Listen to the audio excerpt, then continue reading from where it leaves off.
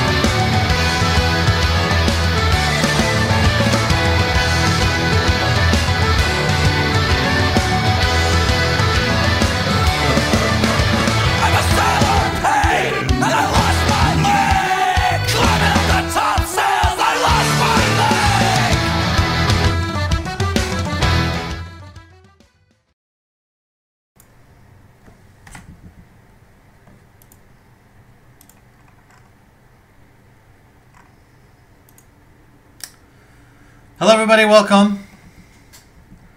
This is the show. We will be interviewing Supervas today. This is actually a video of us doing Kill Jaden. This is one of the fights Voss was in when it was happening. So let's give him a call. Let's see if this all pans out.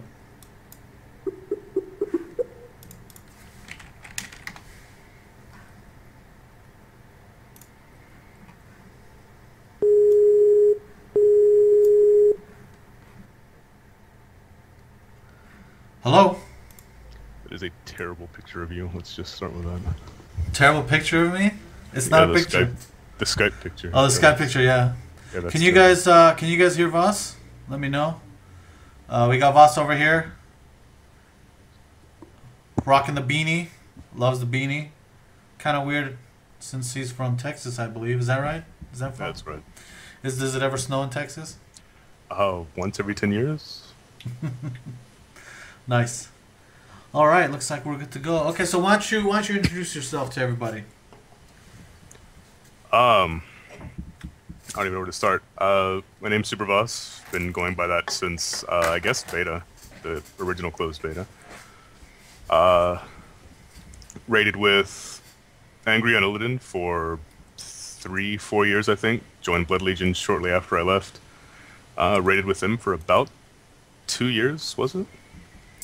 I believe. I can actually look. Your first raid was in February 20th, 2008, and you raided until about March 31st, 2009 was your last raid. No, about a year then. Last documented raid, yeah. Stopped raiding because I went to China with my fiance to work there, and just didn't start raiding when I came back. She and I now run a webcomic, which you can see the URL at the top there, and she pretty much does everything, and I begrudgingly take some of the credit for it. So, tell us about your time in Blood Legion. Sort of what made you want to come join the guild? What sort of attracted you in the first place? When I left Angry, it was kind of an awkward time. I was having some trouble with some people in the guild, and some things were changing a little too quickly for me. I kind of forced myself into a position where I was either going to have to leave the guild or stop raiding. Just a lot of personal things that everybody kind of goes through every now and then. And I really wasn't ready to stop raiding. And there weren't many options on the server at the time. It was Angry, Blood Legion, or Team Ice, and I don't know, nobody wants to be in Team Ice on purpose, so... We'll have to tell Ramos that. So, I applied to Blood Legion, and I never really had any drive to be the best, but at the time, no offense, Blood Legion was nothing special on the world stage. It was just the best guild on the server, and I had some fun and working relationships with a lot of the people in the guild. They had a close relationship with Angry for a long time, which I was an officer of for several years. So it wasn't a huge transition. I knew most of the people there at the time. So it just seemed like the right thing to do if I wanted to continue raiding. I didn't want to step down. I figured I could either step across or up, but that's what it was. Nice. And you joined pretty much right before Sunwell started happening. And some of your earlier raids were doing testing on the PTR with Sunwell. What can you tell us about Sunwell raiding with Blood Legion as opposed to when you were raiding with Angry? The atmosphere was a lot different. For one, when we did raids in Angry, they took an obnoxious amount of time.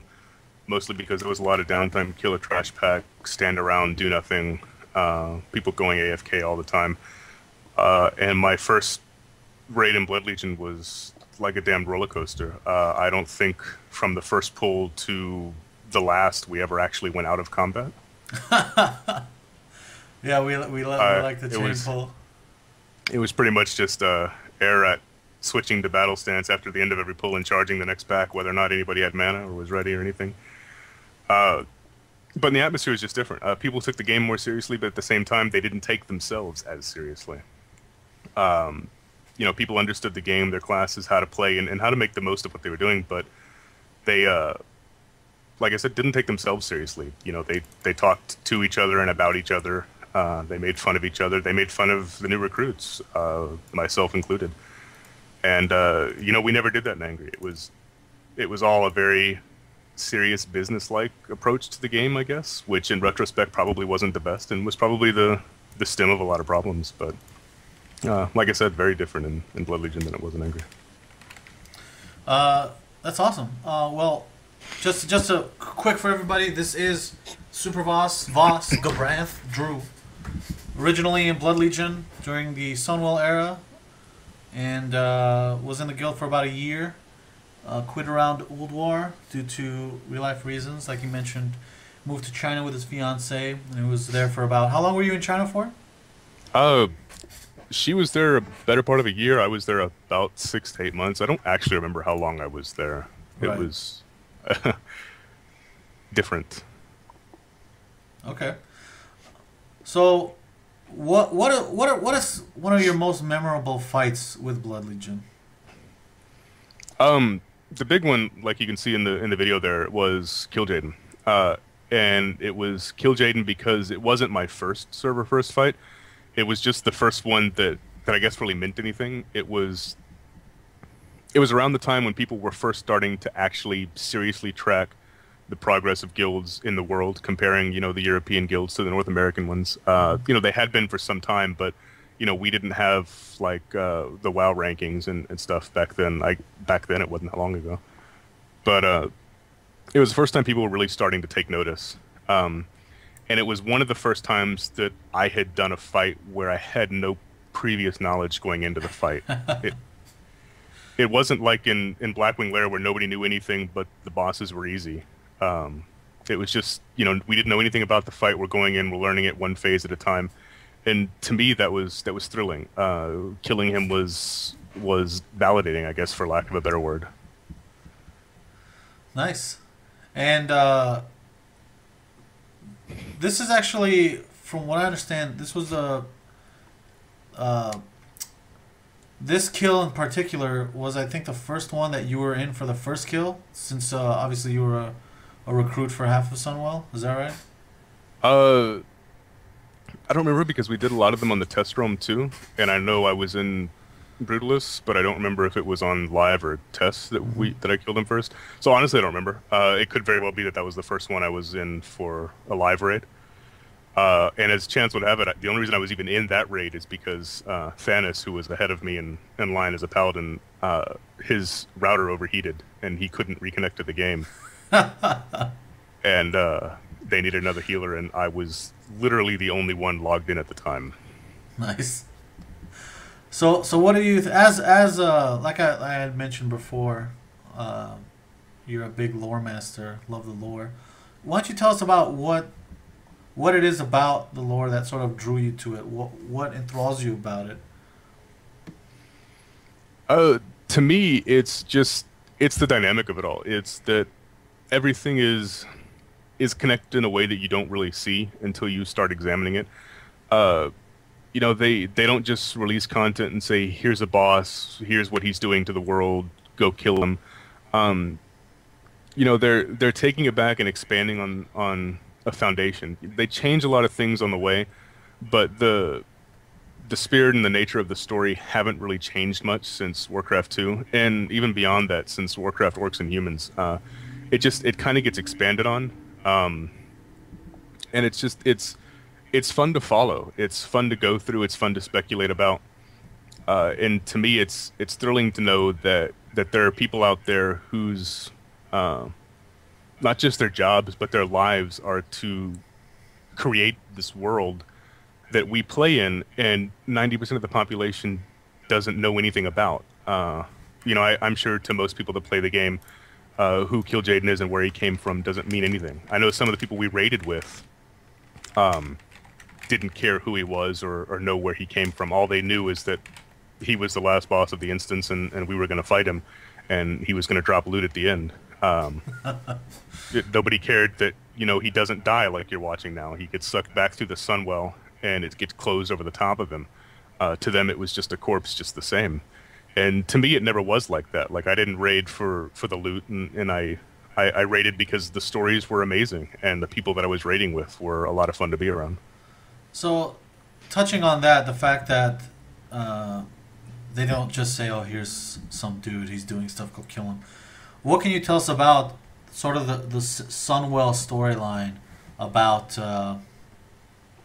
how they did that, maybe with like the 5-man they introduced and set up the entire thing? I guess the big thing about it was that it kind of goes back to Warcraft 3 with Kael'thas leaving with a detachment of his Blood Elves and going to Outland, and then you start Burning Crusade, and the nobles in Silvermoon and the leadership of the Blood Elf faction, they still consider Kael'thas their king, and the only reason the Blood Elves are even becoming paladins, or in this case Blood Knights, was because Kael'thas had captured a Naru and sent it back to Silvermoon for the elves to leech energy from. And so you go through this entire expansion where we know Kael'thas is serving Illidan. Illidan is supposed to be the ultimate boss of this expansion, but the Blood Elf as a people still consider him their king. And it's kind of where the Sunwell story starts, I guess. You go throughout the dungeons in Outland, you kill Lady Vaj, you kill Kael'thas, and you kill Illidan, and then you go back to the Sunwell where they announced that, Illidan wasn't the end. Now you have Kil'jaeden, and he's trying to build the Sunwell into a portal that he can come into Azeroth through. And that's where you get a lot more story about Kael'thas. Like the Sunwell gets released, the dungeon gets released rather, and the first thing you notice as a Blood Elf is that Muru has been taken from Sunwell, or from Silvermoon rather. Right. And the elves in there, they're stunned. They don't know what's going to happen. They don't think that they can continue down the line of magic that they were on because they don't have this power to drain anymore. And it turns out that, Kael'thas this whole time wasn't serving Illidan. He was actually an agent of the Burning Legion and Kil'jaeden, and that he was gifting Muru to Kil'jaeden. And that's where we find him in the Sunwell, where again Kil'jaeden is trying to turn the Sunwell into a portal that he can climb through. Right. Well, I mean that's pretty cool. I mean, I don't know if a lot of people looked into it or even thought about it. The fact that there's a lot of work they put into the game to sort of set up the story, really bring people in, and you don't have to be a role player to appreciate it. I'm pretty sure a lot of Blood Elf Paladin who go to Silvermoon noticed that Muru was missing from where they were sort of keeping him to create their holy energy or whatnot. But moving on from